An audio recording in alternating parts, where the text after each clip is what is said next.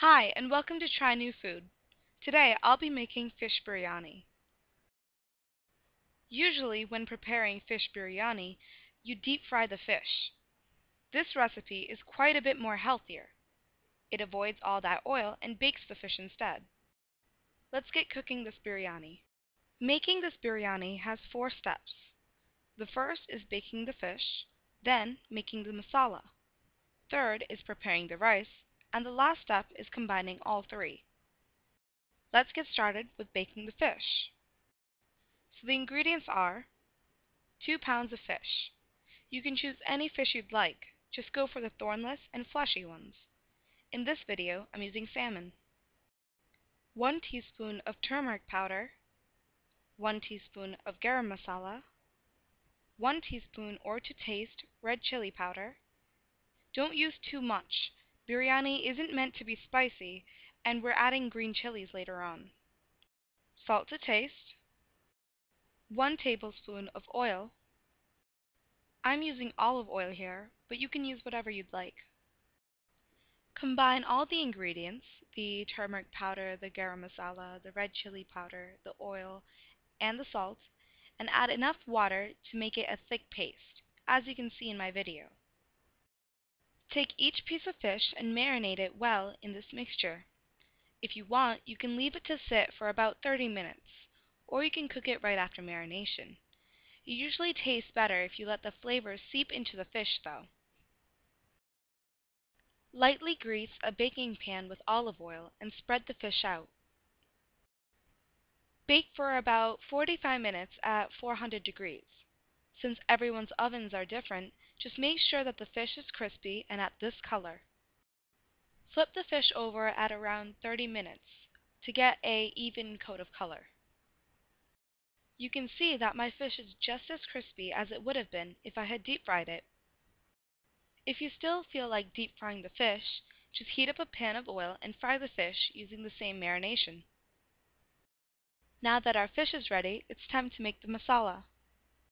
So, you'll need 3 onions, 2 tomatoes, a handful of cilantro and mint leaves, a tablespoon of ginger, a tablespoon of garlic, the juice of 1 lemon, a couple green chilies, a few tablespoons of oil, 1 teaspoon of coriander powder, 1 teaspoon of garam masala, half a teaspoon of turmeric powder, and salt to taste.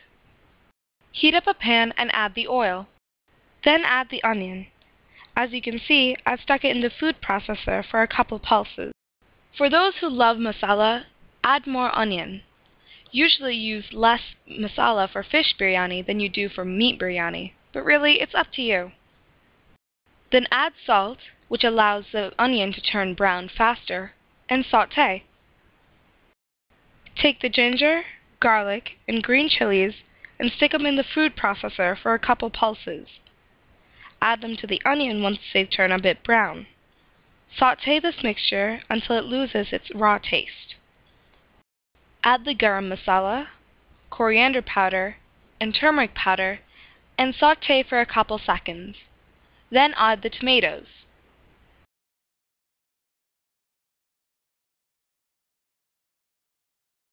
When the tomato gets a bit squishy, add the cilantro and mint leaves, and the lemon juice. Stir for a couple minutes and cover with a lid. Make sure that the lid is airtight so it keeps the moisture in, so you won't have to add any water. Keep on a very low flame and let it cook for about 20 minutes. Don't forget to stir every now and then. You don't want to burn the bottom. After 20 minutes, your masala should look as thick as mine. Then add the baked fish to the masala.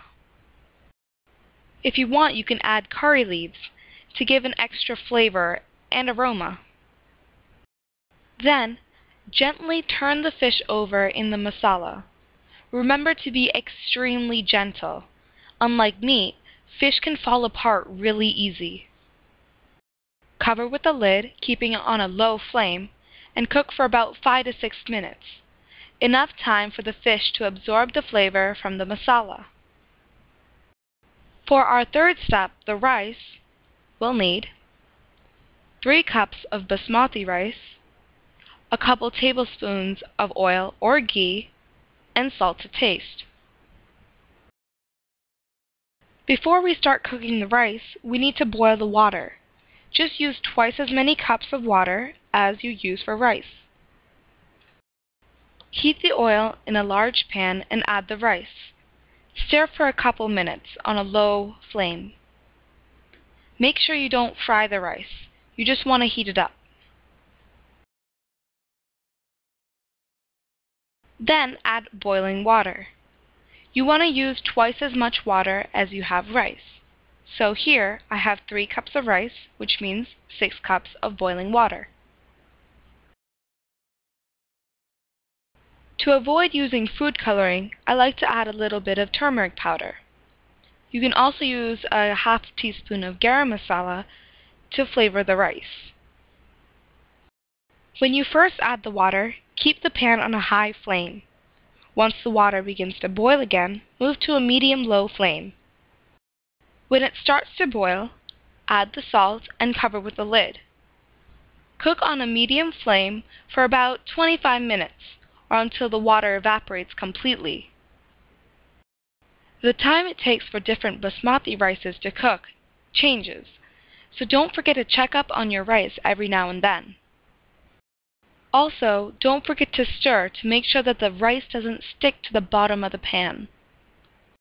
So now that our rice is ready, I'll show you a little mini step on how to season your rice.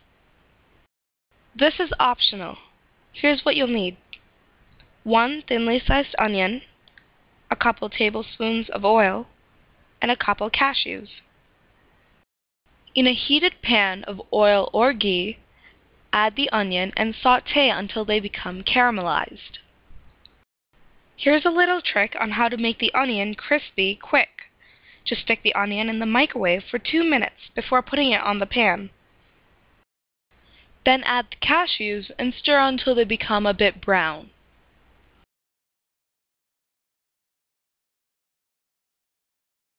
And congratulations! You've made it to the last step, putting it all together. So here's what you do. In a large baking dish, make a layer of fish at the bottom. Then make a layer of rice. Then, if you want, add a couple drops of rose essence or pineapple essence. If you dilute it with a couple teaspoons of water, you can avoid a really strong smell. Then continue to make layers until you run out of both the masala and the rice.